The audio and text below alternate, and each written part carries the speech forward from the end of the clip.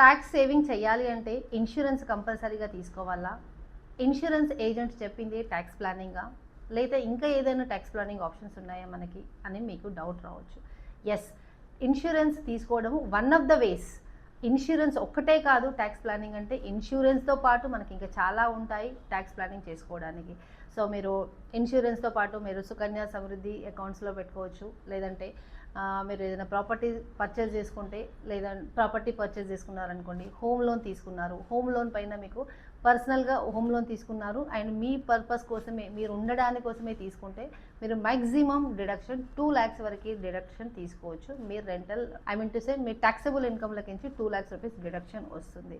And Sukanya Samriddhi account అలాంటివి తీసుకుంటే 1,50,000 rupees వరకు వస్తుంది. At the same time insurance తీసుకున్నా కూడా వస్తుంది. దీంతో పాటు ఇంకా చాలా ఉంటాయి మనము డిడక్షన్స్ తీసుకోవడానికి, లేదంటే ట్యాక్స్ సేవింగ్ చేసుకోవడానికి.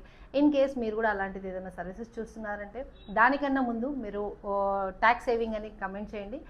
మీరు ఇంకేదన్నా సర్వీసెస్ ప్రొఫెషనల్స్ దగ్గర నుంచి తీసుకోవాలనుకుంటే మీరు మనని ఫాలో అవ్వచ్చు. For more financial education, follow us. Thank you. Have a nice.